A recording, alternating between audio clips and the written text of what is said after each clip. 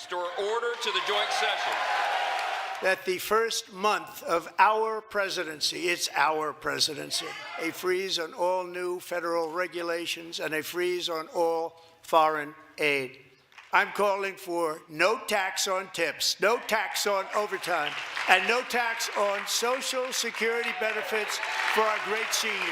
Welcome, everyone, to another episode of the Thundering Dice Cast with your boys, the Thundering Dice Brothers. Today, we react to President Trump's State of the Union address. Before that, don't forget to hit the subscribe button, like, and leave a comment down below. Without further ado, let's get this party started. Thank you. Nancy Mace, Bobert, Couch Fucker, Blue Old Dudes on a Stick, Matt Walsh, Ben Shapiro, Riley Gaines. She looks nuts. Oh my gosh. She's her eyes makeup does not make it. Thank you very much. She's got crazy Thank you eyes. very much. It's a great honor. Thank you very much. Speaker Johnson, Vice President Vance, the First Lady of the United States. She looks terrified. Right. Oh shit, Hey, I'm on stand camera. up for her. Why are you giving her a standing ovation? What has she done? Doesn't even look pretty.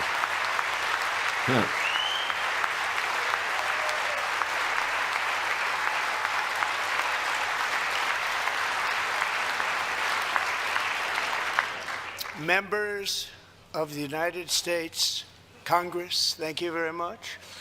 And to my fellow citizens, America is back. Where did we go? Why does everyone just instantly jump up and down for that? Like, what were we? Oh, well, no. The ironic thing about this whole presentation is that it gives the Republicans a lot of exercise because they're doing both little leg squats up and down, and up and down. Put little springs in the whoopee cushions on the couches. Jump Right. up and down.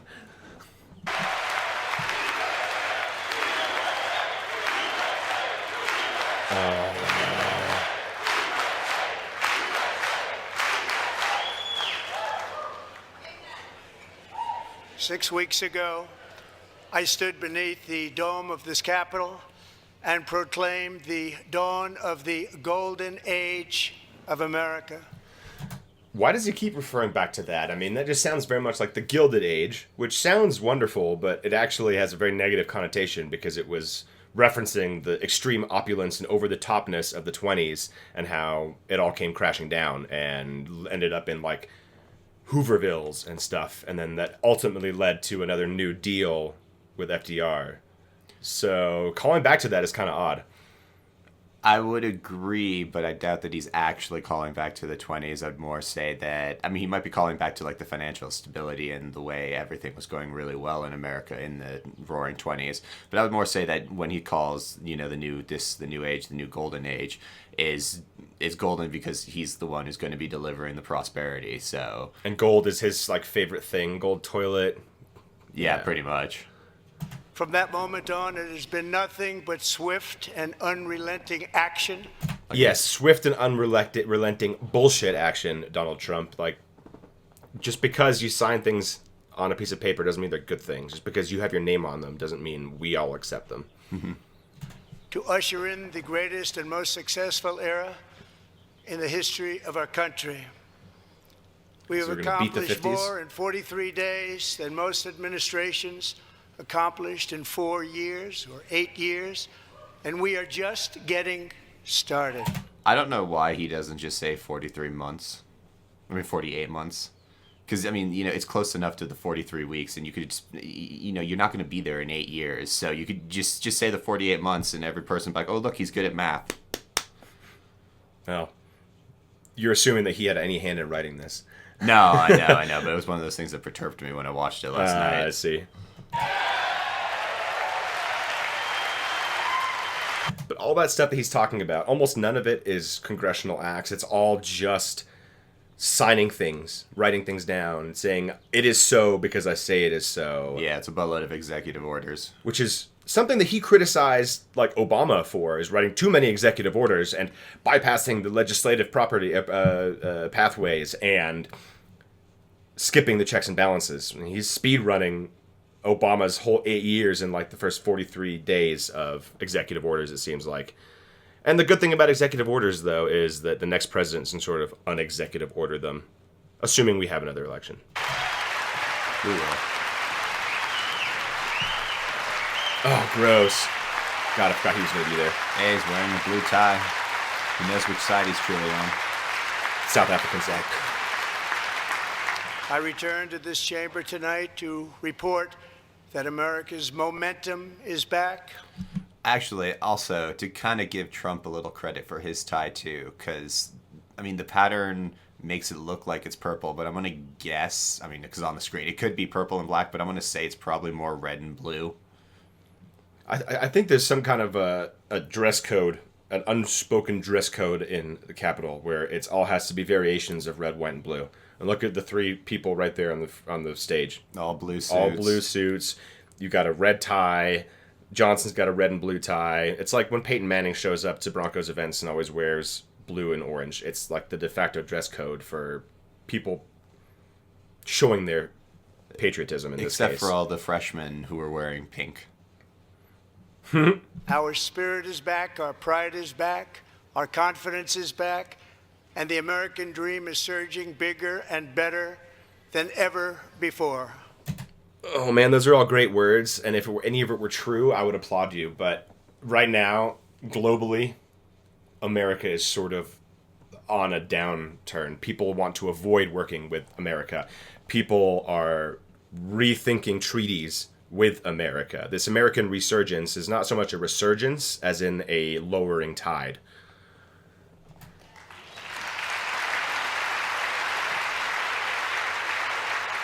The American dream is unstoppable, and our country is on the verge of a comeback, the likes of which the world has never witnessed and perhaps will never witness again. There's never been anything like it. Stand for the useless. Speech isn't even written The well. presidential election of November 5th was a mandate like has not been seen in many decades. You mean 0.5% is a mandate? Yeah, pretty much. I mean, yeah, not even getting the plurality is a mandate. Yeah, bullshit. A mandate is like 60%. That's like, holy cow, almost 2/3 of Americans wanted this, not 49.5%. Yeah. We won all 7 swing states, giving us an electoral college victory of 312 votes. Just another great reason that the Electoral College needs to be reformed. He also won the popular vote, so... Oh, yeah, absolutely. In this The case, only time. the first time a Republican has won the popular vote since George Bush. Yeah.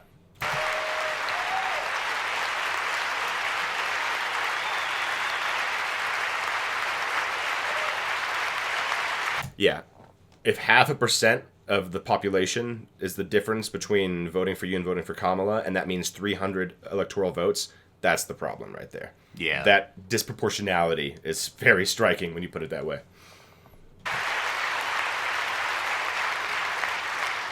We won the popular vote by big numbers and won counties in our country.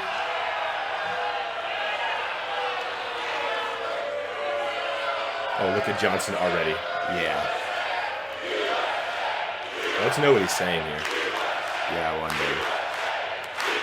God, you guys are so infantile. It's like a kindergarten class. Yeah, who can shout? I'm surprised they have flies? enough brain cells to clap in tandem. Well, I guess if you add all the brain cells together, there's one And won functioning adult. counties in our country, 2,700 to 525. Why are you looking all But a map exasperated? that reads almost Already, I want to get ahead of this because it's going to drive me crazy. The Republicans lack any kind of decorum when Biden was on the stage giving his State of the Union addresses. And when I say lack of decorum, I mean multiple Congress people just screaming, yelling constantly over him. And I know he's about to throw somebody out because of a lack of decorum. And he's going to say, in these hallowed halls, etc., we must have decorum, we must have order. No, screw that. Let's bring it back to caning in the 19th century Congress. Yeah, I disagree with that statement, but I understand the sentiment. Yes, it's not something I actually agree with. I think that there should be decorum on both sides. It's very, very annoying to have already the Republicans, woo, and yeah, USA chants, and then Democrats voice their opposition to it, and you can already see the disapproval in Speaker Johnson's face, like a disapproving. Oh, he caught his kid masturbating again, and he has to shut it down. Oh, God. Completely red for Republican.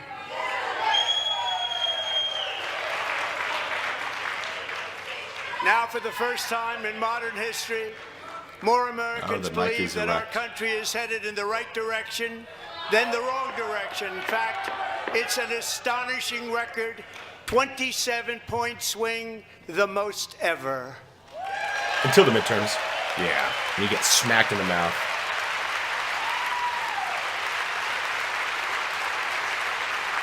I like a Newt Gingrich back there. Why is he still around? Likewise, Because God doesn't small exist. business Yeah. optimism saw its single largest one-month gain ever recorded, a 41-point jump.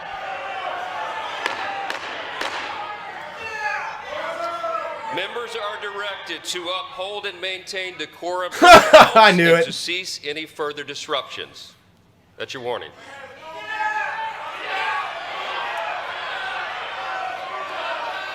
Members are engaging in willful and continuing breach of decorum, and the chair is prepared to direct the Sergeant-at-Arms to restore order to the joint session. Yeah, Republicans that talking deserves about a order clap. and politics and stuff. No, you are the leadership of disorder right now and chaos. So don't talk about order and decorum. You people don't know decorum if it shat in your toilet and walked at talk to you. Like, goddamn.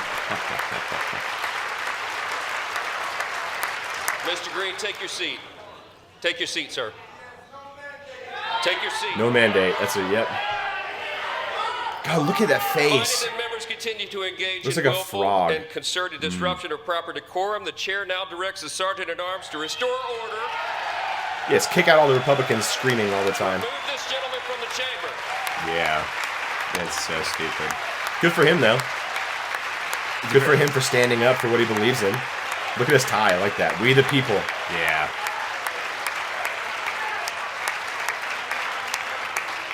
Here come the Stooges. All dressed up in the flag.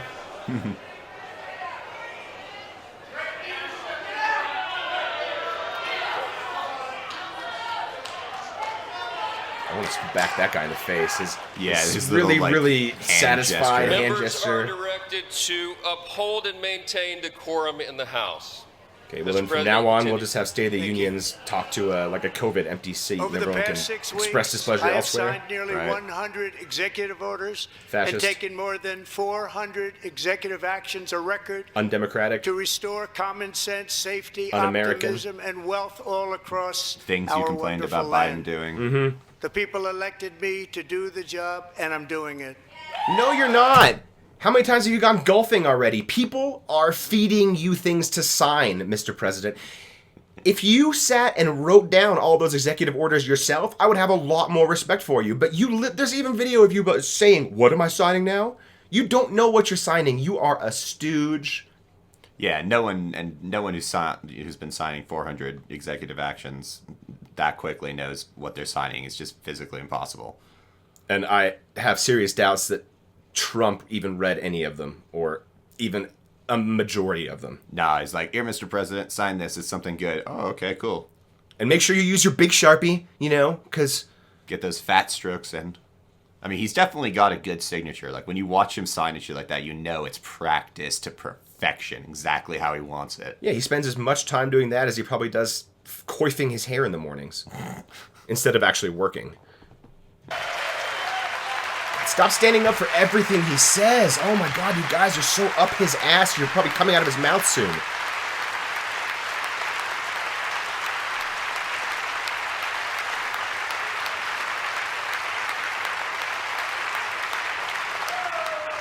In fact, it has been stated by many that the first month of our presidency, it's our presidency, is the most successful in the history of our nation. Many have been saying, anyone can say that, many have said that I'm the greatest human being ever to have lived. Just ask them. Many have said it. And by what metric is it successful? Yeah. I mean, you already have an approval rating in the toilet, Mr. President. Stop standing up for everything he says. The speech is going to take 4 times longer than it would take to do normally. And what makes Yeah. it even more impressive is that, do you know who number 2 is?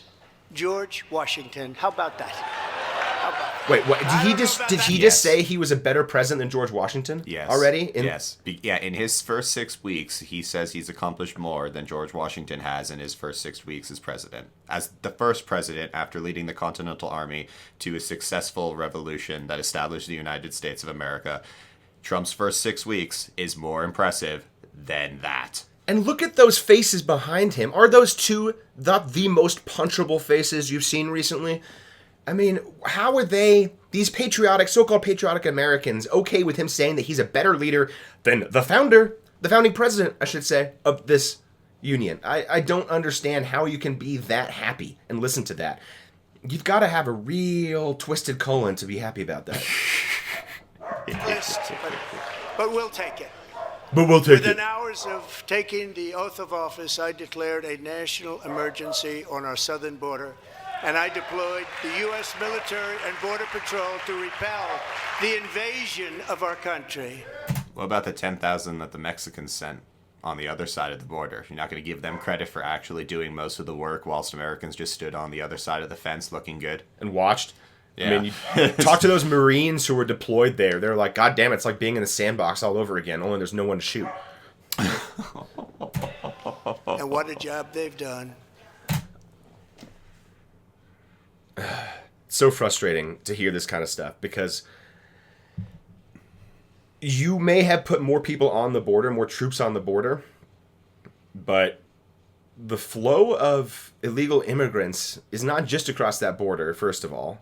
And second of all, most of the things that you are doing vis-a-vis immigration are sort of retroactive. You're trying to find people to deport and send them to Guantanamo like they're terrorists, which is awful. You're detaining German tourists confined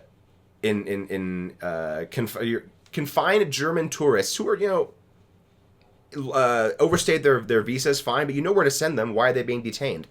There's no good practical reason to spend money on detaining German citizens or Mexican citizens, especially if you know where they need to go back to. And they can easily, according to you, just be deported back. So why send them to Guantanamo? Why set up more security around them? These are not terrorists. These are just people trying to make their way in the world.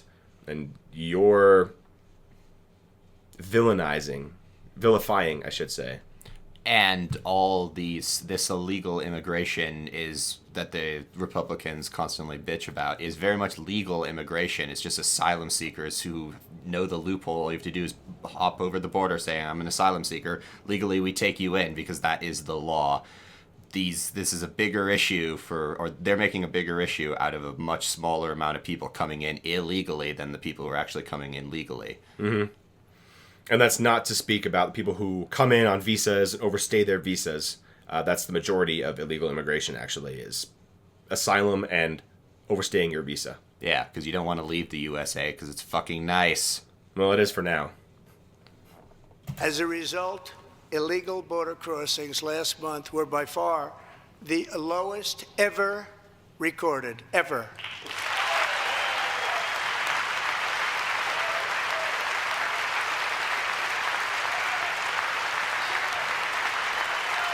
Melania's not standing up for that. That's awesome.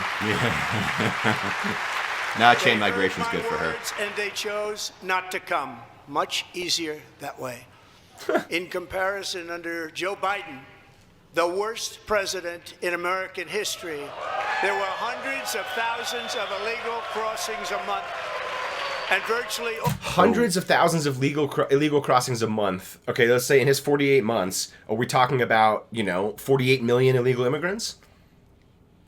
Could be. I mean, like that number swings from a small amount to, as you just said, a massively wild percentage of the population under his tenure. It's just absurd. Like if if even 30 million people illegally came into the United States over his 4 years, the population of the U.S. would have grown by nearly 10% just because of that. You think this wouldn't have been a huge problem?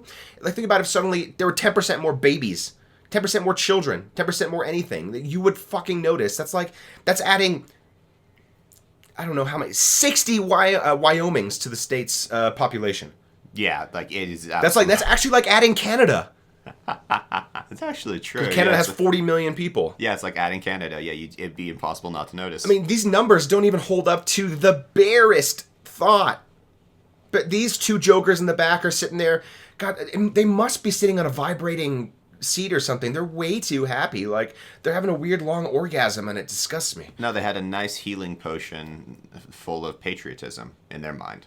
Yeah, it was a big hydroxychloroquine and ivermectin, hopefully. Suppository style. Including murderers, drug dealers, all up in your gang butthole. members, and people from mental institutions and insane asylums. Oh, so he's still parroting this. Yes. This same ridiculous mantra that all the people who are coming across are all insane. They're all criminals. They're all murderers. They're all rapists.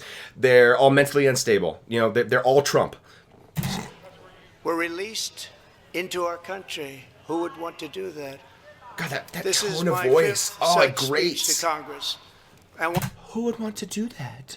Who would want to do that? We're going all ASMR now.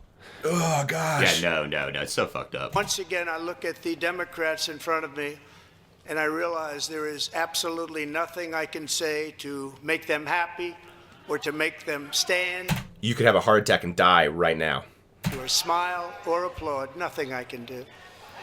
Well, and nothing you can do, as in say, that you're probably correct, because without a wholesale reversal of all of your policies and all the things that you've said in the last, let's say, starting 2008, let's say, as a good time frame to start, if you went and turned back the time on all of those things that you said, then maybe they would applaud for you. If you said right now, I am resigning as president, they would applaud for you. So there are things that you can do that they'll applaud for, trust me. You're just not willing to do them. I could find a cure to the most devastating disease, No, you couldn't, because you defunded the people that would actually work on that, you dingus. a disease that would wipe You are the disease that will wipe out. out entire Getting nations, frustrated. or Clearly. announce the answers to the greatest economy in history, or the stoppage of crime to the lowest levels ever recorded. We should start by you turning yourself back in again and going to jail where you belong. And these people sitting right here will not clap, will not stand, and certainly will Why not would they cheer clap for your these crap? Astronomical Especially after you just achievements. They threw won't all do that it, no mud matter on them. what. Yeah. Five times I've been up here. It's very sad. It is sad that you've been up And there it 5 just times. shouldn't be this way. You're right, you shouldn't have been up there at all. You were so unqualified for this position. My dog would do a better State of the Union. At least he's cute and, likes pets. South Park had it right. The holy rabbit. Yep. So Democrats sitting before me, for just this one night, why not join us in celebrating so many incredible wins for America? Because there are no incredible wins right now to celebrate, Donald Trump. Don't you understand? No, obviously. But two different worlds. Same story, but two different viewpoints. One viewpoint saying that everything is going very well. Another viewpoint that everything's going down the tubes. But it's the same story, unfortunately. But the thing is, the people that say that this is the way that we want America to go, the economic impacts of these tariffs and stuff are really going to start to hurt them. Yeah. The impacts of cutting their Social Security and their Medicaid is really going to start to hurt them. Poverty, and for those of you who don't know, is actually the second leading cause of mortality in the United States. It's bigger than heart attacks, it's bigger than cancer, it's bigger than stroke. Yeah, common decency seems to be on a very short leash right now. Compassion is on a For short the good of our leash. nation, let's work together and let's truly make America great again. I would love if they actually worked together. If the Republicans were willing to work with the Democrats, because the Democrats have shown time and time again that they will compromise and they will work with them. Because the They'll Democrats stab have themselves in the back trying to work Yeah. with Republicans. So now There's no point in doing it anymore. People like you have ruined it, Donald Trump. Every People day like might- you, Speaker Johnson, have ruined it. People like Mitch McConnell have ruined it. And Vance Joseph, gosh. JD JD Vance, Vance. gosh. Vance Joseph. JD Vance Sorry, Vance.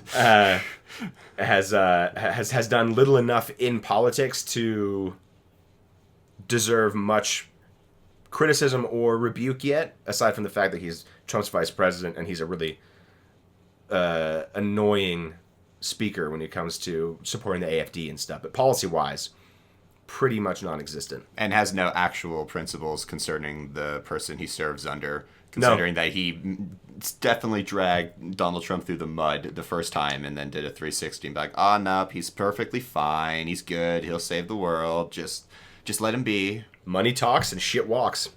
Administration is fighting to deliver the change America needs to bring a future that America deserves, and we're doing it. This is a time for big dreams and bold action. Upon taking office, I imposed an immediate freeze on all federal hiring, a freeze on all new federal regulations, and a freeze on all foreign aid.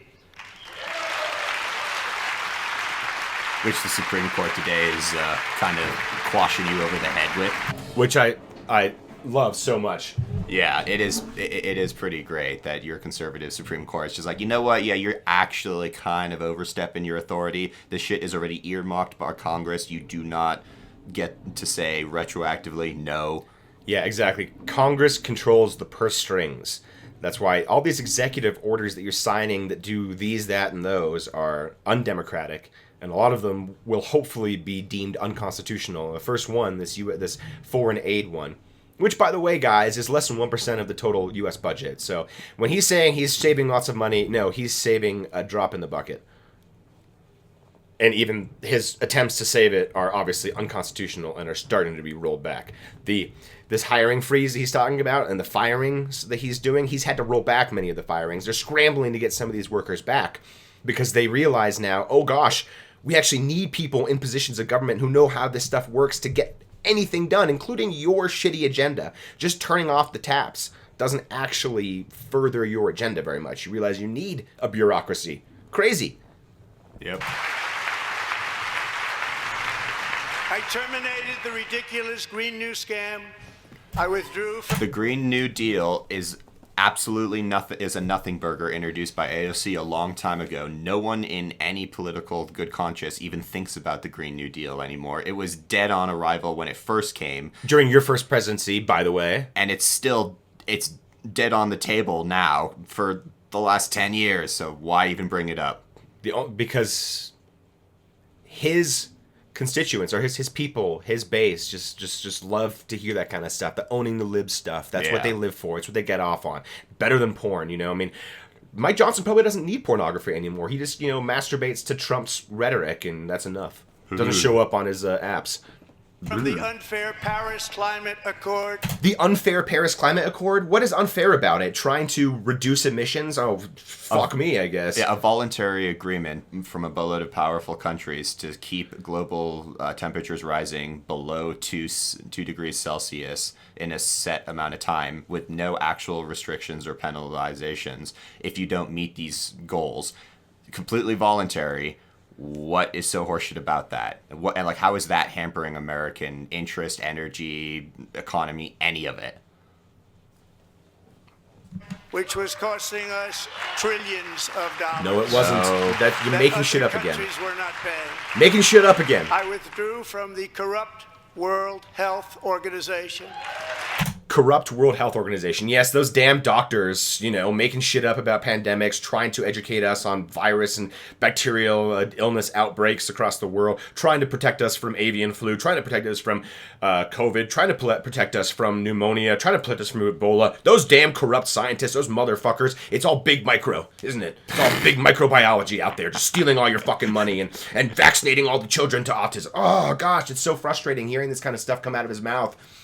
And once again, audience, I say we need to hook up my brother to a blood pressure machine, put it up on screen, because it would be hilarious. Once it gets high enough, maybe it'll hit a bell and money will fall down in front of us or something like that. I think we need to set up a gag like this. It'll be brilliant.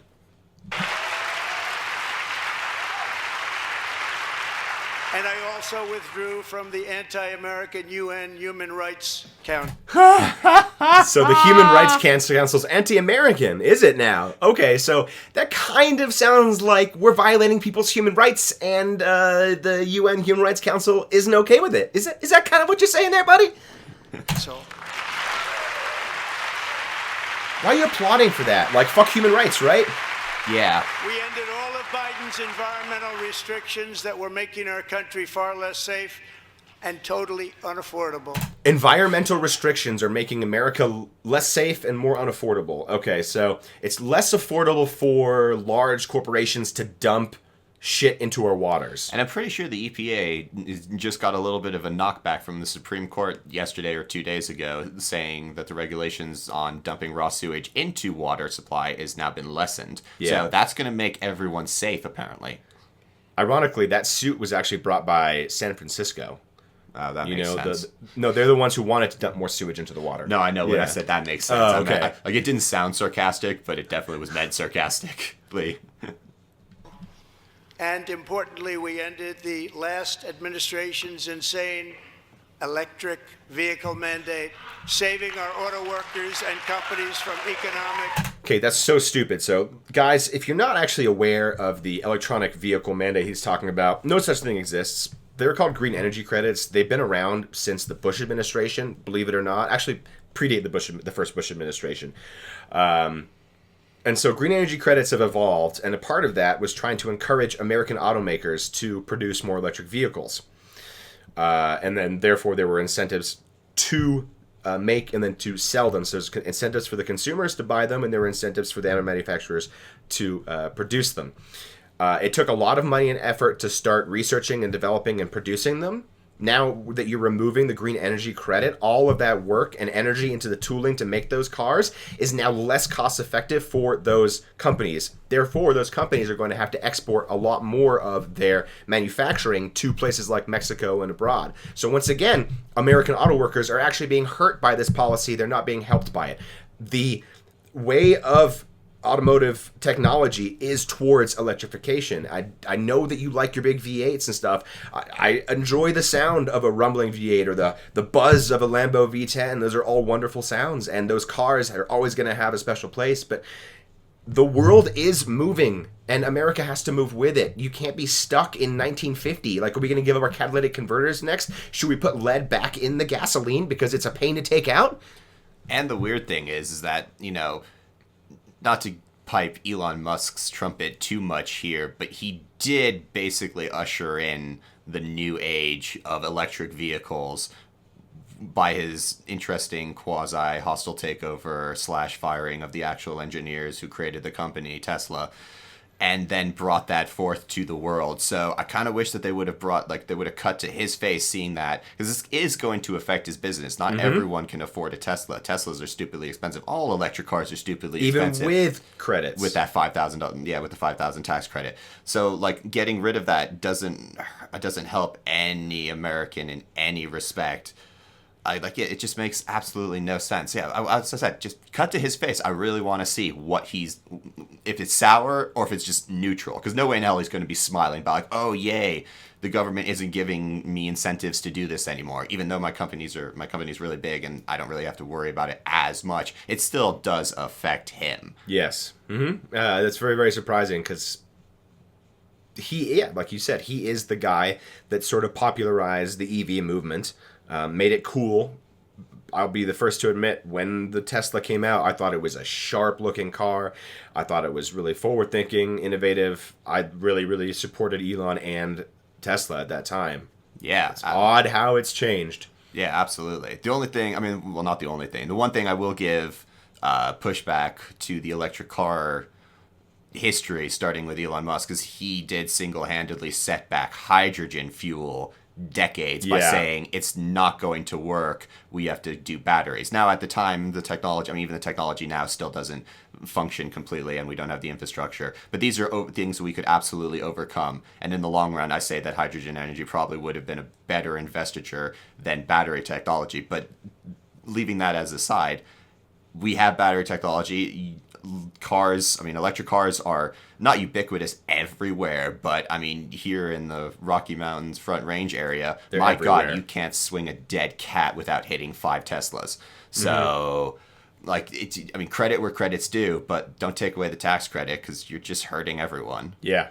And the thing is, one of the main detractors of electric vehicles is that the energy to charge that battery up still needs to come from the grid, and the grid is largely fossil fuel based. And that is absolutely true. However, when you think about the energy efficiency, how efficient is it for a car to produce energy by burning fossil fuels? And how efficient is it for a large-scale industrial plant to produce and deliver energy through fossil fuels? The answer is it's far more efficient to produce energy in large-scale ways, and it's a lot cleaner to do it that way because you can capture a lot of that carbon that's being expelled. However, when you have an internal combustion engine, it's small, it has to be lighter, it can't have all the technology required to be green because it has to make power and torque for the car right away. Again, EVs don't mean the death of the fossil fuel industry. It just means that we'll be relying on fossil fuels in a different, more constructive way. These are all things that are tied together still, and to have this conception that it's all separated out, that electric vehicles is hippie nonsense and rumbling V8s is the way and the light is foolish. Absolutely. Destruction.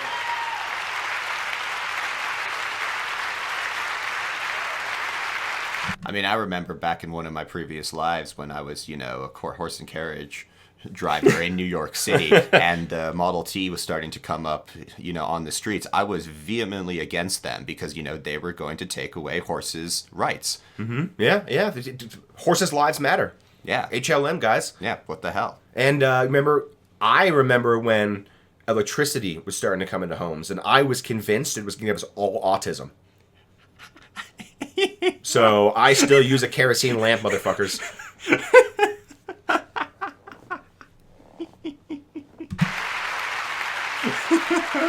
Oh, that's great. To unshackle our economy, I have directed that for every one new regulation, 10 old regulations must be eliminated. It's even worse than his first year. What does that even mean, though? 10 regulations? I mean, just arbitrarily? Like, is it 10 related regulations? Or is it, we're going to regulate what you can do at home, and then we're going to remove all the things that your neighborhood power plant can dump into your water?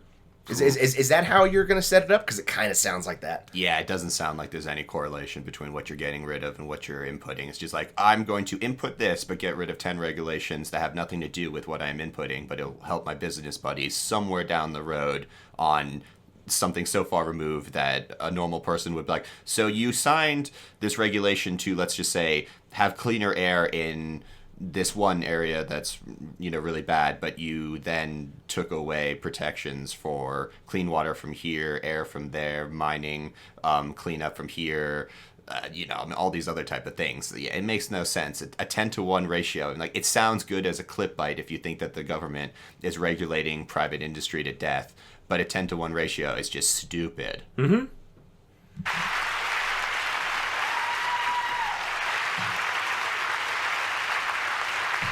And in that first term, we set records on ending unnecessary rules and regulations like no other president had done before.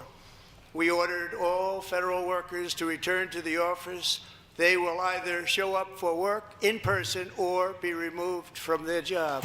That's so rich coming out of that orange face. I mean, that orange face spends more time bronzing and playing golf than working. So don't talk to me about showing up to work, motherfucker. Yeah. And you're saying this in front of Congress, who are, the people who don't show up to even vote. Notorious about that. And all these assholes are fucking clapping, like, oh, look, yeah, I like this, I think. And, of course, this is a perfect fucking frame to stop Marjorie Taylor Greene just, clapping away with her MAGA hat. Trump was right about everything. Motherfucker. I didn't read that hat the You know how first time. classless you look when you show up with a baseball cap to Congress? You look like a tramp. And she's even wearing blue. She actually looks like she would fit very, very well under a bridge surrounded by needles and other people of her ilk. And they can all wear their red hats. Like symbols of fascist pride, so I know, like a stoplight, don't go through that.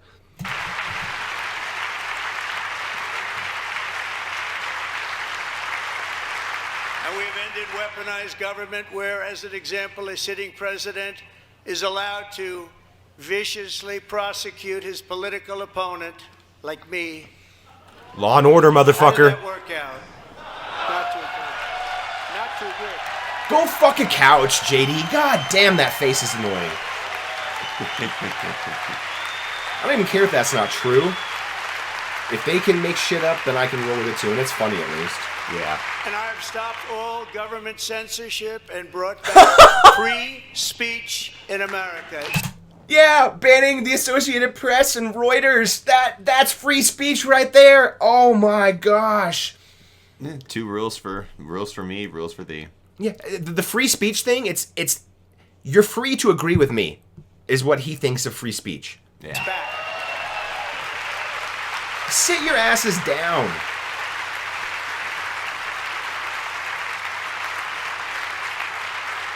And 2 days ago, I signed an order making English the official language of the United States of America. Oh, congratulations. Then Trump can go back to school and learn it. I'm okay with the official language being English. I kind of find I found it really stupid when either Trump tried to do that in his first term by law, or Biden wanted to do it last time. No, this is wanted to. This I remember first someone started in wanted. like the 60s. Oh no, yeah, I know, but I'm Yeah. talking about like the last 2 attempts that It's- this was. It is one of those things that I really don't care about. I speak English and I speak German, and that's fine. I can get along in 2 different countries, so that's good enough for me. But the official language thing is just sort of cool. Make it English, excellent, way to go. Move on. You're still probably going to provide Spanish language stuff, right? I'm guessing. Yeah, no, yeah, absolutely. So It's just more like a virtue signaling crap. I mean, okay, technically, yeah. it and is. most of Americans aren't even English speaking back in the day. The people that immigrated here spoke every fucking language conceivable, including Old English. No, yeah, okay, like, I don't disagree with all that, but, like, I think it is a virtue signal to a point, but in my mind, this is something that should have been done a long time ago. It's, like, just a basic kind of tenet that, like, every country has their official language. I mean, like, German, it's German. Mm-hmm. You know, like they're not good, no German would have, well, actually, I mean, some Germans on the left probably would have done it, but most Germans would have, like, oh, yeah, let's make Turkish the official language of the thing, or not even have an official. Even the Germans on the left have no... Like, this is never once in my paying attention to German discourse have I ever heard anybody say we should not have German be the official language. It's never even, like, been a discussion, I don't think. I mean, Yeah. the discussion is more around how do we get Turkish people to integrate better? How do we get them to learn German? How can we help them learn German so they can function in a German society better? That's the discussion I hear more than we should all learn Turkish. True, yeah. But no, yeah. Or Arabic, or whatever other language, flavor of the week you want to choose to vilify today. Yeah, but no, yeah. So I'm fine with American English being the official language of America. I certainly don't But it think it's doesn't change applause-worthy anything. or that it matters, yeah. It's as you said, it's a virtue signal and more of like a populist sentiment than anything else. It doesn't change any facet of our reality. Yeah. Given us a mandate for bold and profound change for nearly 100 years. All right, I think somebody must have read some of Obama's old speeches and realized, oh man, he talked about change a lot. That was super popular. Let's rip it off. Yeah. The federal bureaucracy has grown until it has crushed our freedoms, ballooned our deficits, and held back America's potential. I mean, talk about bureaucracy. I actually think that there are a lot of bureaucratic issues in most governments. You know, this is not unique to the United States, guys. It's Absolutely everywhere. not. No, there's a lot of bureaucracy. There's a lot of bloat in bureaucracy. Absolutely. And I mean, you could go back to Clinton. Clinton wanted to do the same thing. He said, you know, a new government. We're going to look at everything, and we're going to remove the waste and the bloat and all that stuff. And it's great. And if we're smart about it, and if we do it the right way and put in the time and the effort, I think there can be a lot of, not necessarily savings, but smoothing things out. You know, specifically limiting regulations on new businesses and people trying to operate. All that stuff is excellent. But regulations for our water, for keeping the air breathable, to keeping our public spaces enjoyable, to keeping our federal lands free and open. These are all things that need to be protected, not deregulated and sold. Absolutely. In every possible way. The nation founded by pioneers and risk takers now drowns under millions and millions of pages of regulations and debt. Approvals that should take... You guys can't mime the debt over to the Democrats on your right side when the Republicans balloon the deficit trillions of times over. You're not allowed to talk about fiscal responsibility anymore, Republicans. This is a new rule because you are the least fiscally responsible. You are the first to give tax breaks to your buddies. Then the citizenry, the small people like you and I, end up paying for. So no, don't talk to me about fiscal responsibility until you can revitalize all 8 of the bankrupt casinos that you ran.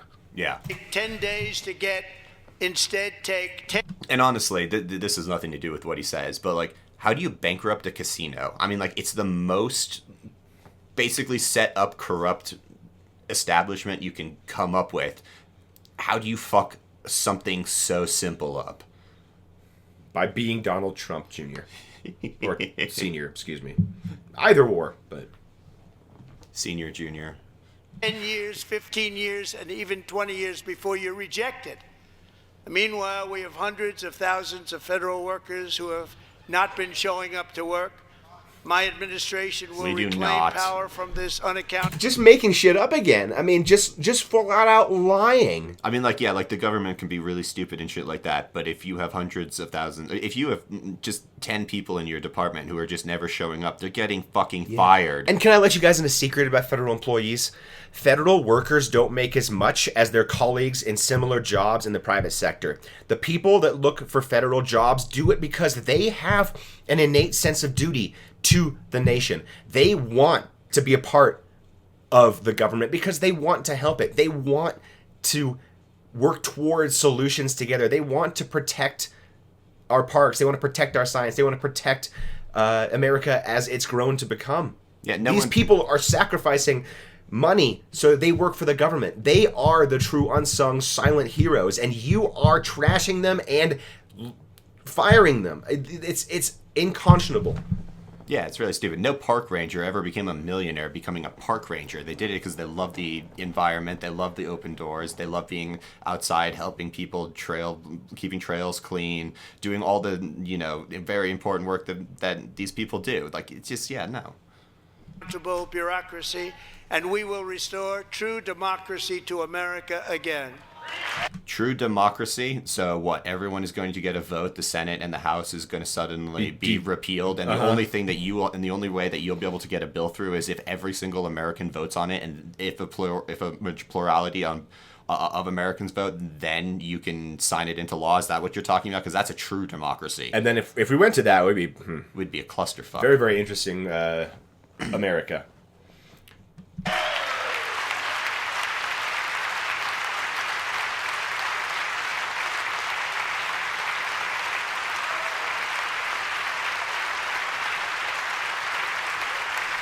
Any federal bureaucrat who resists this change will be removed from office immediately.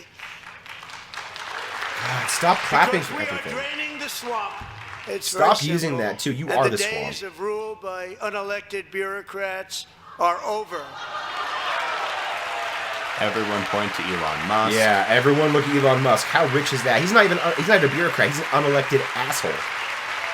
He's an unelected non-American even. I don't care. Naturalized citizens are great. My mother is one of them. However, when people like Elon Musk get a pass while you talk about vilifying other naturalized citizens, I can't stay silent. I need you to shut up about that, Trump. I need you to, or send them all home. Send your wife and your ex-wife back where they came, and their entire families, and Musk and his entire family, because that damn chain migration. How many children has he had in America to get the American citizenship? Mm-hmm. No. You play it fair for everybody, or you sit down and shut the fuck up. God, look at his face And again. the next phase of our plan to Very deliver the sanctimonious. greatest economy in history is for this Congress to pass tax cuts for everybody. They're in there. That new bill isn't for everybody. If you make less than $350,000 a year, you will pay more. And I guarantee you, most of the people who may be listening to this or elsewhere, our neighbors, are not in that tax bracket. They are not in the over $350,000 a year club, motherfucker. So that means most of Americans, the median household income is in the 60s. Yeah. 60,000, not million, in case you're wondering. Trump, I'm sure you're the same kind of person who thinks a banana is $10. Waiting for you to vote. And I'm sure that the people on my right, Democrats, don't let them pass that. Don't do it. And I know there's at least one or two Republicans who are smart enough not to do this too. Come on. All you got to do is be a man or a woman once in your lives. Just do it. I don't mean the Republican right, but my right here, I'm sure you're going to vote for those tax cuts because Why would you otherwise vote I for don't billionaire, believe trillionaire the tax people cuts? Why do they will deserve ever tax vote cuts? you into office, so I'm doing you a big favor by telling you that. Shut the fuck up, Trump. Oh my gosh, this But is so I know annoying to this listen group to. is going to be voting for the tax. Yeah. Oh, look at all. It's so clear. The people on your screen, the people on the left right there, are not looking out for your interests as Americans. These are the billionaire class right there, right in front of you. Look how white it is, too. Oh, gosh. Yeah. Those are all worthless people. All of them don't deserve the air they're breathing right now. It's a very, very big part of our plan. We had I wish we could have the EPA regulations for those that support it, and those that don't support it just don't have it. And then watch their quality of life just disintegrate. Yeah. Everybody loves, lead in the gasoline. They love not having fluoride in the water because cavities are fun. They love having, some cadmium in the water because, brain damage is hooray. I mean, people get off on huffing paint, so why not just put cadmium in everything? Everybody feels high all the time, then we all die earlier and they're stupider, and it's would speedrun idiocracy. Yeah. Only without the leadership that cares. That's the one thing that's unrealistic about idiocracy, is that the leadership is actually working out for the best interests of the people. They did. It came out a little bit too early. They didn't realize this was going to happen. Or the people in power, like in idiocracy, realize that the citizens are so stupid that they have no choice but to actually work for the people, because if they didn't and tried to use the government for their own malicious, selfish points of view and benefit, they would not have anything to rule over because the citizenry is so dumb. tremendous success in our first term with it. A very big part of our plan. We're seeking permanent income tax cuts all across the board. And to get urgently needed relief to Americans hit especially hard by inflation, I'm calling for no tax on tips, no tax on overtime, and no tax on Social Security benefits for our great seniors. So That one's an interesting one. yeah, I mean, never like, was understood paying taxes on Social Security, because it is something that you've already paid into. Yeah, like it is a tax that you're then getting taxed on. It Yeah, does I never seem understood that. rather horseshit. But I mean, I agree with the no tax on tips if they can get that through Congress and it doesn't have some really weird carve outs and some other bullshit. Or if they do that, they're like, oh, so now that we're not taxing tips, we can lower the sub minimum wage. Mm-hmm. If they try to pull some really bullshit like that, I'm going to be absolutely against it. But if they do just keep it more or less basic and say, yeah, no taxing tips, I'm all for that. Yeah.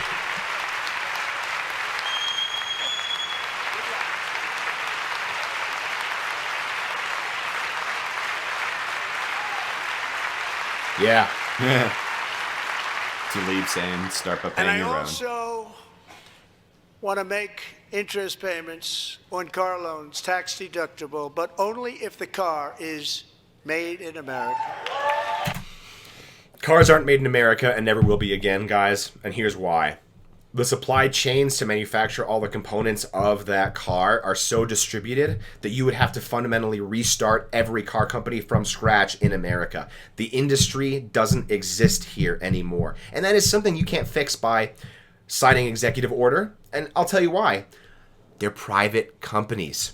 They get to do what they want, and you want to remove more regulations from that. So even fewer components of cars will be made in America than ever before under your proposed ideas. And even if you're bringing back manufacturing to the U.S., are the people who are, let's just say, I mean, like with Honda's new plant opening up in, no, not Cincinnati, okay, I don't remember where, but like they open it up.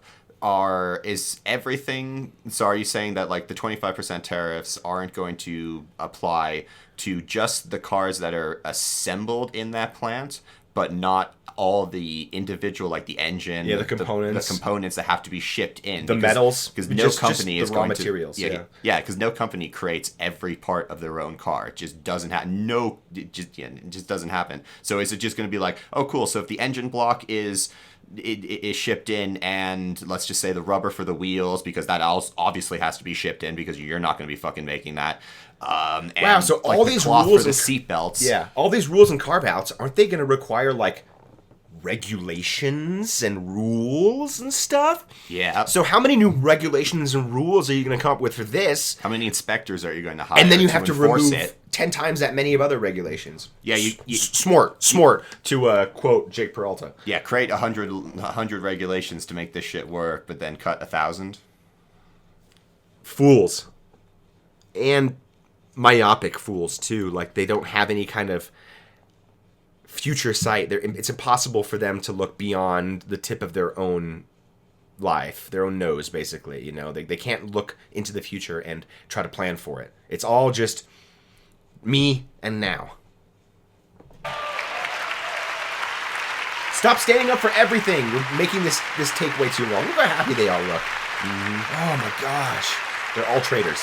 It's the only exercise they get. Growth in the auto industry like nobody's ever seen. Plants are opening up all over the place. Deals are being made. Yeah, okay, the plants that are open, the deals that are made, are literally as a result of Infrastructure and Chips Acts that happened before you were president, by the 4 years of Biden. But I'm sure you want to get rid of those too, because they don't have your name on it.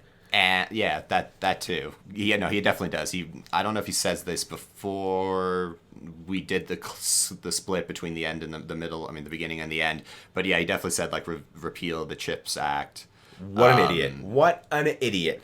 Yeah, but then also like with the cars, even if you flood the zone with cars in America, is not a guarantee that people are going to start buying new cars. Yeah, people are not buying new cars right now. It's the average age of a vehicle in the United States on the road right now is over 12 years old. That gives you a perspective on how little people are buying new cars right now. There's not good value in new cars. There aren't great features in new cars. Actually, there are too many features in new cars oftentimes. Yeah, the chips in the cars are massively underpowered, so none of the programs work to their fullest. It's like running Vista on an XP machine, you know? It's buggy and it's laggy, and sometimes it just decides to do an update in the middle of what you're working on and you can't drive.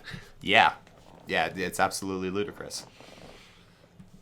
Never seen. That's a combination of the election win and tariffs. It's a how could it possibly be any of those things when those things are less than like other a policies quarter old? Will allow our auto industry to absolutely boom. It's going to boom. Spoke to the makers. It's going to explode. Three, the top people, and they're so excited. In fact, already numerous car companies have announced that they will be building massive automobile plants in America, with Honda just announcing a new plant in Indiana, one of the largest anywhere in the. And I guarantee you that was in the planning stages years ago. Yeah. Like, major manufacturers don't just, on the drop of a dime, decide to invest, $70 billion into a new plant. No. And if they had just announced this for the sole purpose of appeasing Trump, then you have like at least 1 or 2 years before they even find a site, get permitting to do it, build the site, start training people. I mean, like, none of this shit is going to come anytime quickly. No one's going to see these benefits right away either. And that's actually a good thing to plan for. We should be making plans now that we won't benefit from until 10 years in the future. These are good things. These are things that look forward to the longevity and health of America and its people. Yeah, you don't plant a tree because you yourself want to sit underneath its shade. You plant a tree because your children will shit. Or both, that's okay. Or shit beneath that tree. But the important thing is the tree exists. Yes.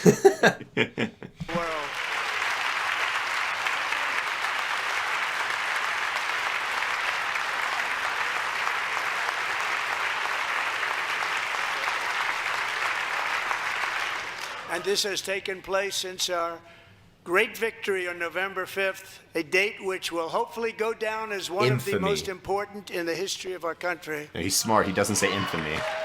Yeah, But I get thought both he was women- going to say it. yeah. In addition, as part of our tax cuts, we want to cut taxes on domestic production and all manufacturing.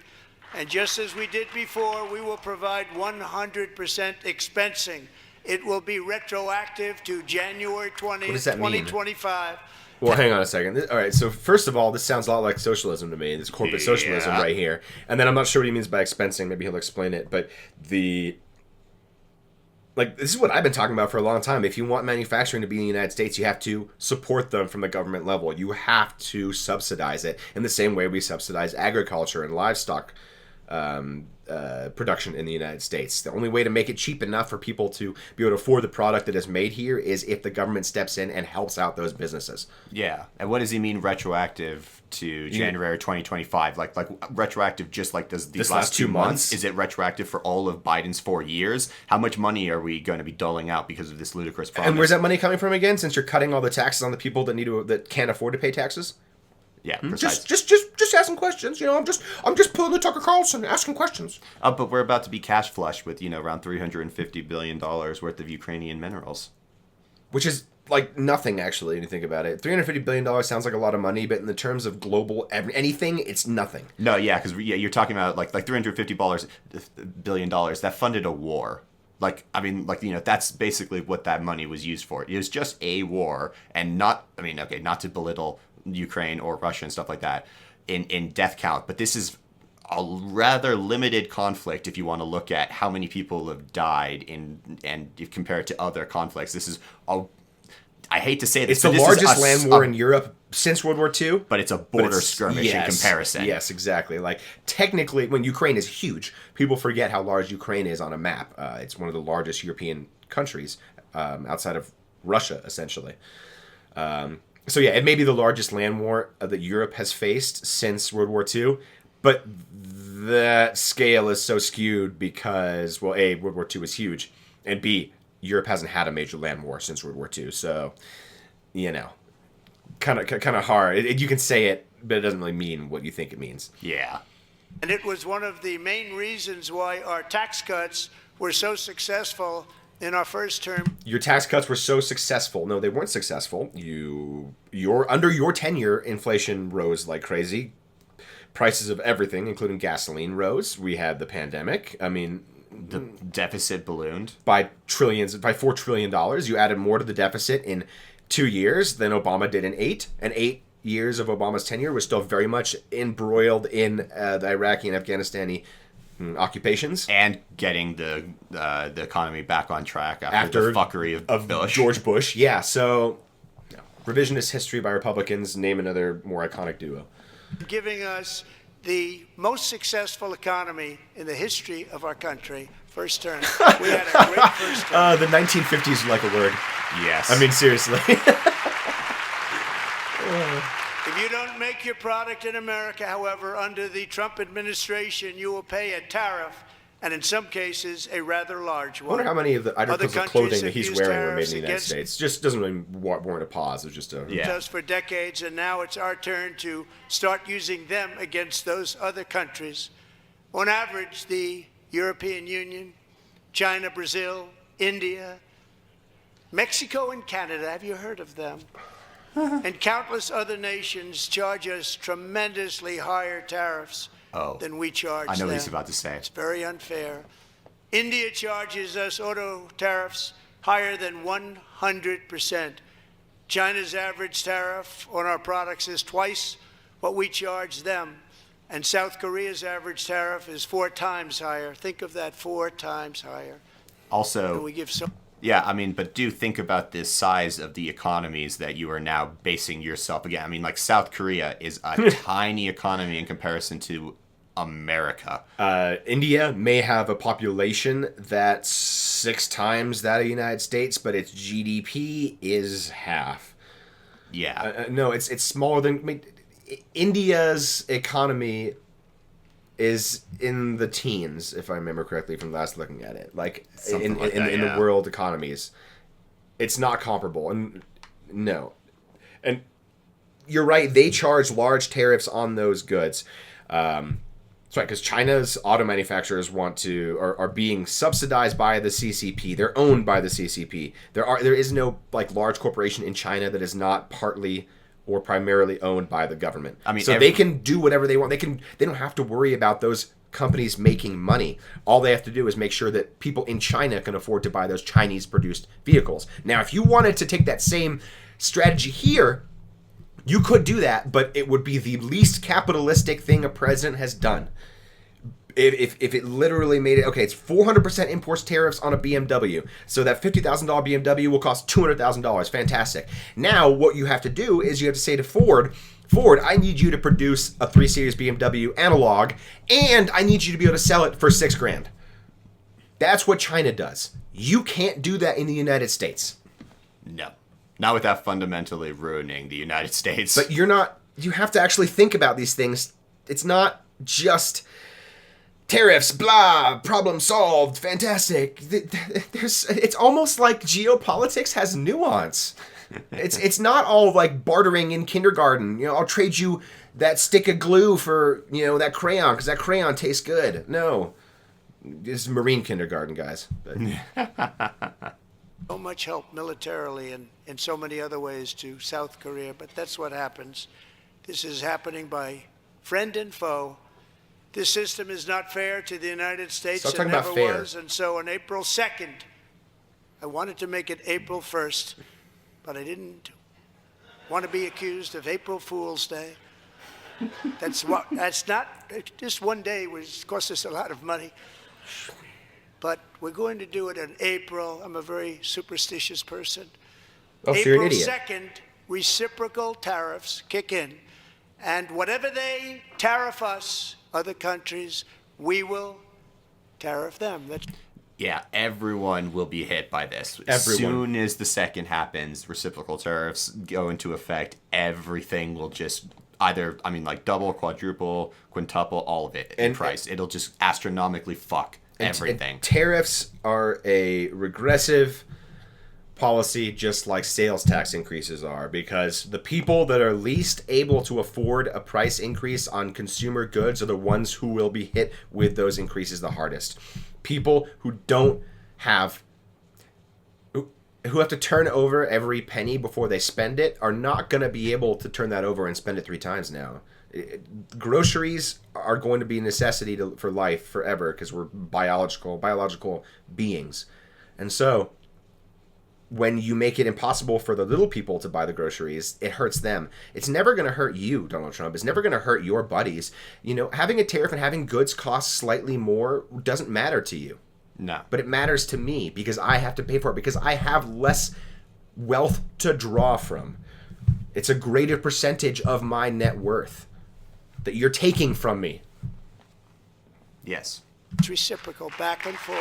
Whatever they tax us, we will tax them.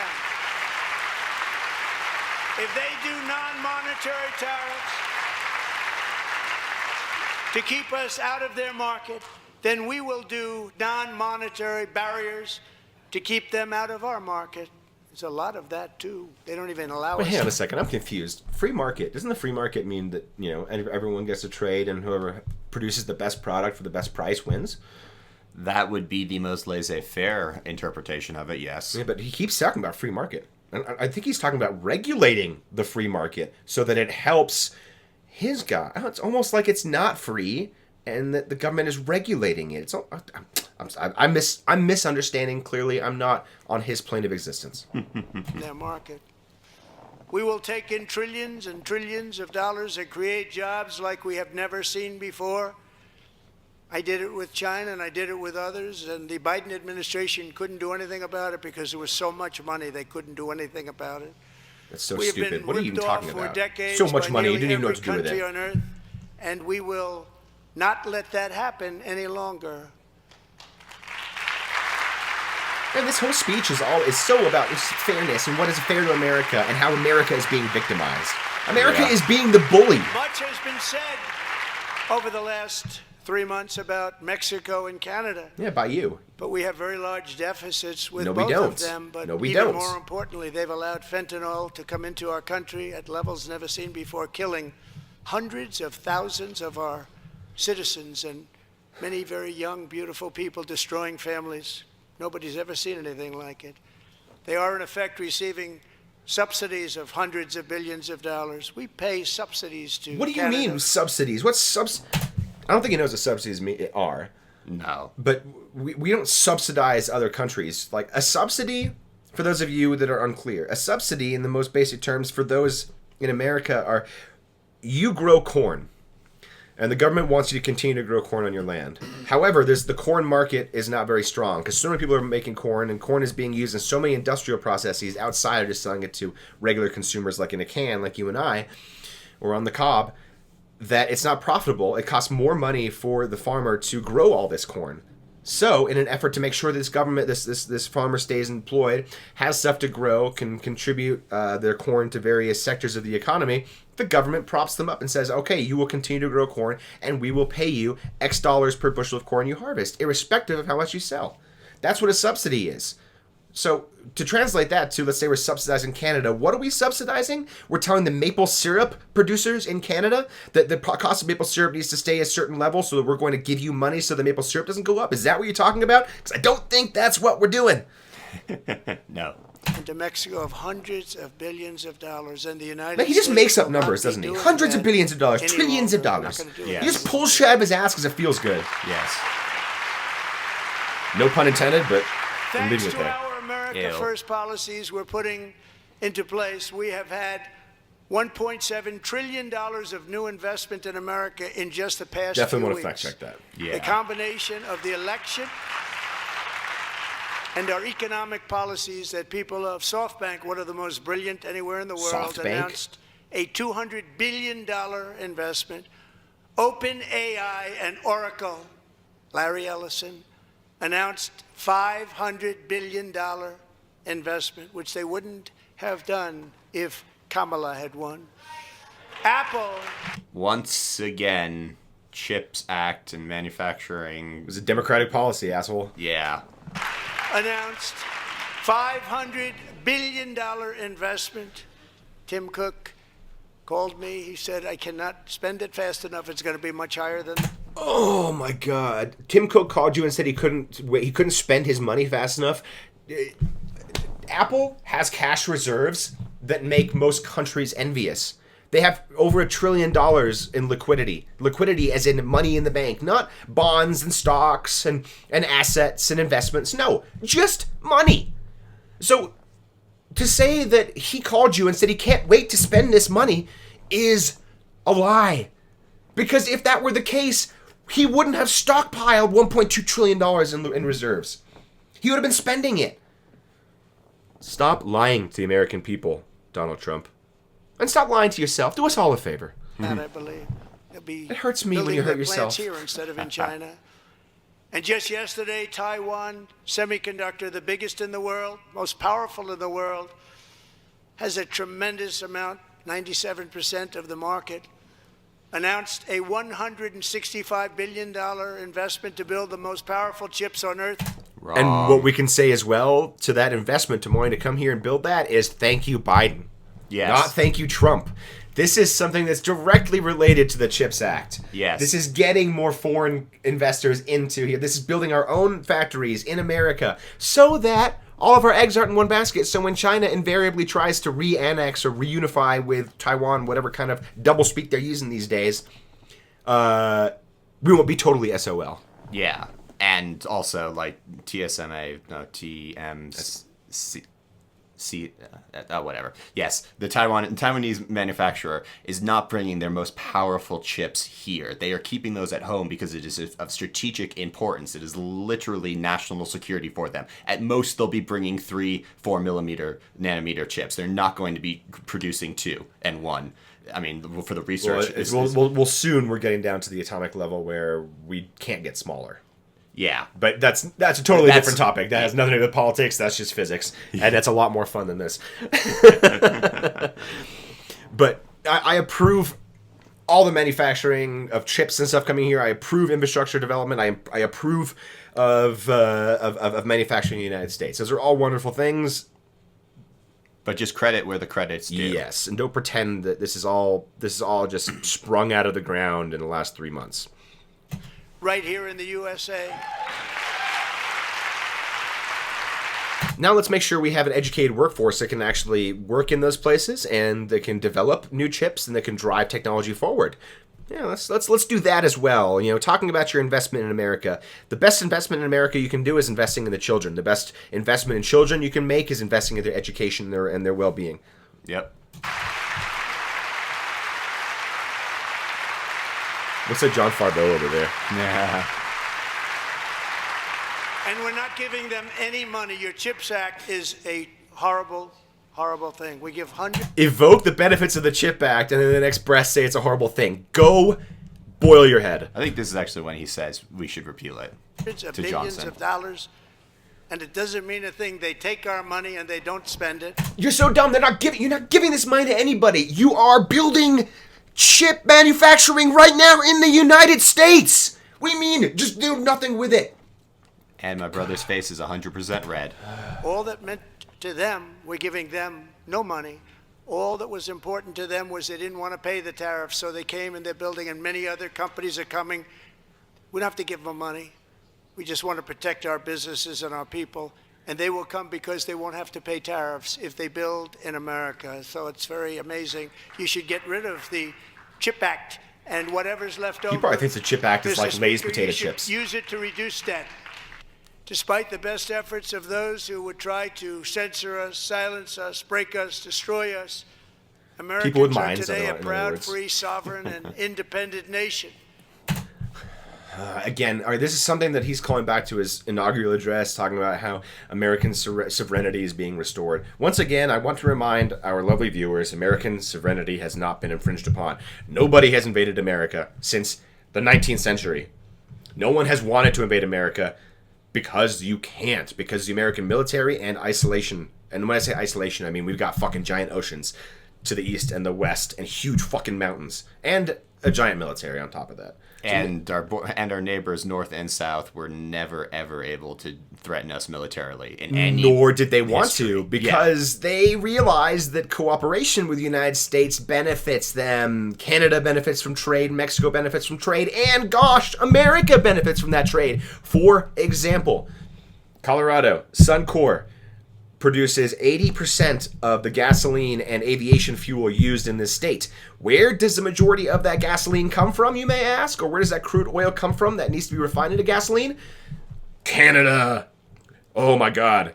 Which means that the Canadian oil that we were getting is now going to cost 25% more, which means the gasoline and probably airline tickets out of DIA are going to go up because fuel has gone up.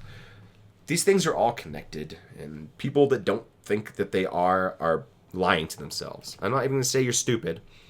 You can come to that conclusion on your own.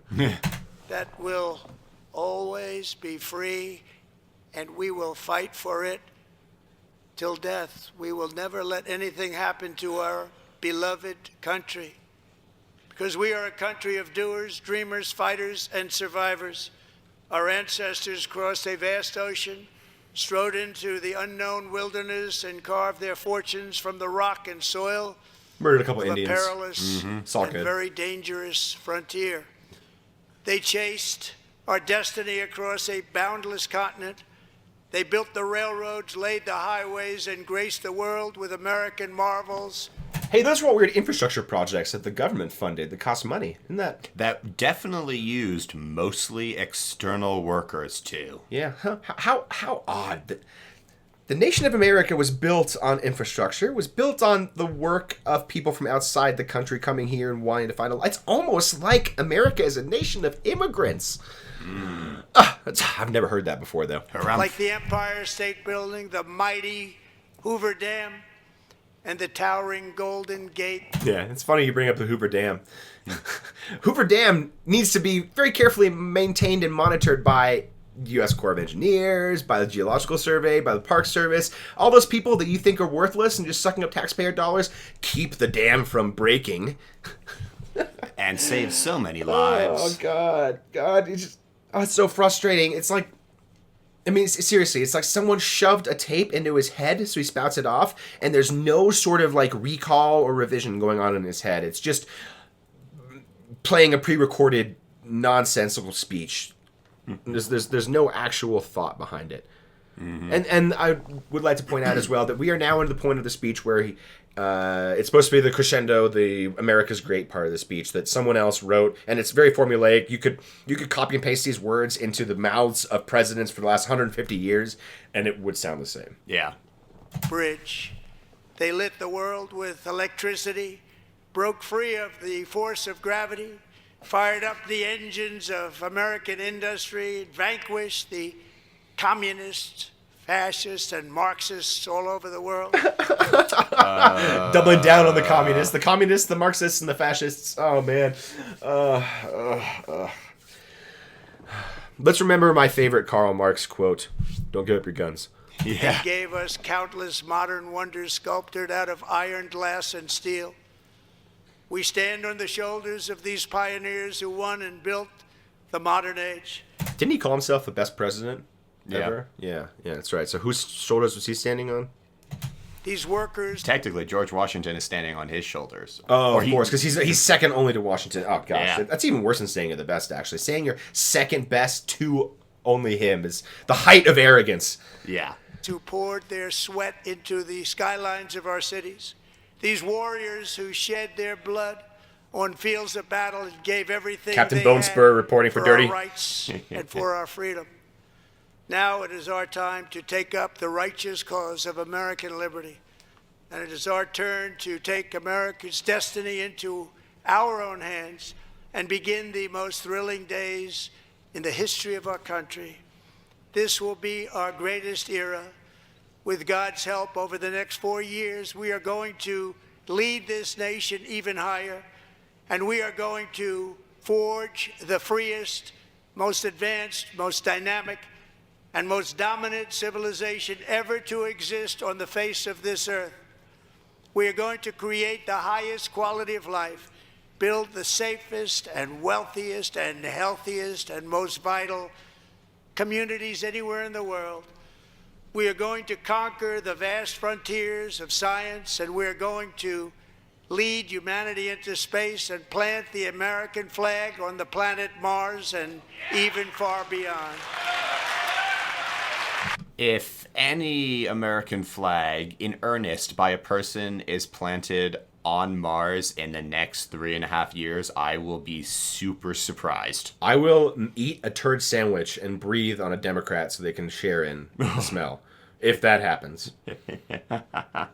And what we're saying is we're not saying that America can't do it or no country can do it. We're talking about the time constraint here. This is a reason why it took us 10 years to get to the fucking moon. And how much money is it going to cost? If you actually want to do it in 4 years, there may be a conceivable way to do it. Money, no object. Yes. Yeah. But if you want to bankrupt your nation. How much money are the Republicans willing to put into science and technology to make this happen? I mean, they always want to cut NASA's budget. They always want to cut science and education funding. They always want to cut science education research and grants.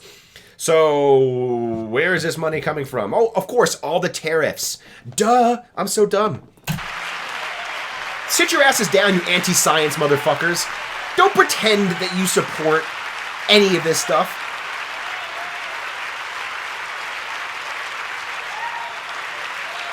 You never have. And through it all, we are going to rediscover the unstoppable power of the American spirit. And we are going to renew unlimited promise of the American dream. Every single day we will stand up and we will fight for the country our citizens believe in and for the country our people deserve. The worst part about this is not the words, it's the person delivering them. Those words coming out of a regular person's face are inspiring. Coming out of his face, they're disgusting and vulgar. It's like Satan delivering a sermon in the Sistine Chapel, you know? It's just kind of backwards.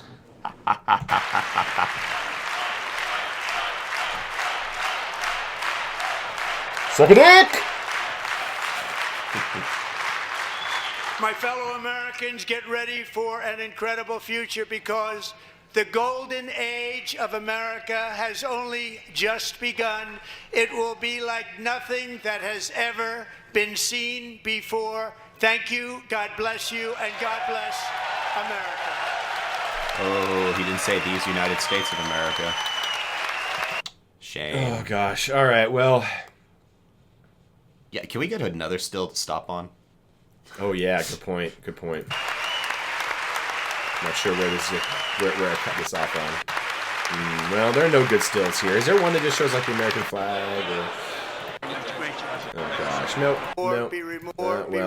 From. You know what's best is just we'll leave it there. Yes. Yeah, sorry guys, this was hard for me to watch. I didn't really carefully select portions. I wanted the beginning, I wanted the end, and I wanted something in the middle. And there was plenty to talk about there. I'm glad we didn't go through the full 2 hours of the speech. I think we would... my brain might have melted. It would have been that scene out of Indiana Jones where my face just sloughs off because I can't stand it. And my the blood pressure would have gotten to me. Yes. I did watch the whole thing yesterday. Somehow... Today, it's actually more palatable to watch, mostly because I know what he was going to say. You're prepared. Oh, yeah, I was prepared. So seeing him reiterate a buttload of the points isn't as dramatic as it was yesterday. But the points that were talked about are still as stupid and not thought through as they were yesterday. And I mean, there's also a bullet of other things that, he did talk about, talked about like all like, how much money Doge just saved. It goes on for like 5 to 7 minutes, listing out these millions of dollars that are going to a bullet of outrageous programs. He talks about how many people are still receiving Social Security or are on the Social Security database that are like, one person's 300 and we have like, 100,000 people who are between the ages of 100 and 109, and he kind of goes like from 100 and 109, 110 to 119. I mean, So he just goes pushing the numbers up like he tends to do. Billions. There shouldn't be billions of years old. Yeah, just going on and then ends in the finale. As I said, there's like one dude who's older than the United States of America in earnestness, and then also talks about, introduces all the people in the audience who are special guests. That is just more political, theater. Every president does it, so that's not really much to talk about. But no, yeah, like for the most part though, it was a lot of self-aggrandizement, a lot of just straight out lies, no real good substance, and there's a reason why no Democrat pretty much ever clapped. Yeah, because he just insults them over and over and over again, and not even in like a tactful way where it's like it's the butt of a joke. It's just like, and you people ruined everything, and then points to them. Yep. Yeah, I feel dumber having watched half an hour of him talking, but that happens every single time. I saw pretty much exactly what I expected to see. It's Trump being Trump. This is nothing new. It's him talking about how great he is, how bad everything else is, how only he and his policies are the ones that will save everything, how America it wasn't great until he existed. As far as he's concerned, America probably didn't even exist until the date of his birth, etc., etc., etc. It's all very tiring, and it's all very formulaic, and it's all very wrong. And the less I have to see him talk, the better, but the more we listen to him, the more informed we are. So it's like anti-medicine almost. Like you've got to swallow it, and it's going to be bitter, but you have to got to experience it. It's like poison. Small doses of poison. There we go. That's build a much up your better immunity. Yes, we have to build up our immunity to his shit, because eventually, there's only so the level of rhetoric gets to a point and it kind of plateaus, and I think we're close to a plateau right now where I don't know how much more ridiculous we can be. And every time I think that, they find a way to prove me wrong, so maybe I should have kept my mouth shut there. No. The cautionary tale, never think that the rhetoric can not get ratcheted up to another ludicrous degree. It will get worse before it gets better. This is not the night is darkest before the dawn scene. This is... We're in the middle of the night. No. The sun just set. That's where we are in the 4 years term. So this is just the beginning. We found out about his reciprocal trade deal on the April 2nd. We found out about a lot of other crazy shit. Unfortunately, not much was talked about, like Ukraine. Yeah. or Israel either. Yeah. So we don't really know what the mineral deal thing is going to be. We don't really know about the peace negotiations, how they're going to show up, how they're going to happen if they do. Don't really know about the Gaza situation. Is Trump going to try to take over Gaza? He does mention Greenland, saying that one way or another, like he invites Greenland sort of, but then also says one way or another you'll basically become like the 51st state because we need it for national security. He even says we need it for international security. So I have no idea what to make of that. Yeah, at least he didn't outright say we're starting a war, but any kind of hints or normalizing it are dangerous. That's because one of the strategies I think they employ is with Social Security as an example of this, trying to point out ridiculous things within Social Security to normalize them cutting it and taking it away entirely, saying the Social Security Administration is corrupt. Here's some small examples of what we've found, and that's why we're going to have to get rid of all of it. That's how they do it. So they start with these small things, but it also very it's emblematic of the way that he gives speeches as well, as he likes to focus on populist identity kind of things and leave substance out. But in the same breath, he also did say that he wanted to get rid of taxes on Social Security. So, like, this is kind of like one of these things where, you know, people could say a buttload of wild shit, but it's the actions that tell you who they really are. So if he, if he moves on Social Security and gets rid of it, that shows you who he is. If he doesn't move on Social Security and then gets rid of the taxes on it, that also shows you with who he is, but to a lesser, extent. It's like it's a good thing, but it doesn't change all the rhetoric surrounding him in his administration concerning all these, the safety net that we all pay into. And then also one other point, he did talk about Panama and about how not invading Panama, but how U.S. companies are now going to buy some of the ports around the canal. That could be interesting, but that can also be used as a pretense to launch an invasion into the canal if you really wanted to, because you could then say that it's not the Chinese threat. It is the Chinese threat, you could say, but you could also then hinge it on that the fact that these U.S. companies are operating and own certain parts of the ports, that justifies the intervention of the U.S. military to safeguard American businesses, and thus use that as a pretense to get the Panama Canal. That's also another way that could unfold. I guess we are very much in the wait and see, find out phase still. He's done a lot to further his agenda. Let's see how far he can actually get once the power of the pen and the executive order starts to get stymied and starts to run out. Yeah, absolutely. Well, everyone, thank you for making it so far in this video. If you did, do please like, comment, and subscribe. And I would highly recommend you go to our other channel, The Thundering Dice, and listen to a little bit of Scooby-Doo music from the 60s to mellow yourself out. Yes, get this taste of orange dick out of your mouth and... think about being in love with an ostrich. Yes, exactly. Thanks, guys, for watching and putting up with my high blood pressure. And we will catch you next time on the next episode of the Dice Cast. See you later.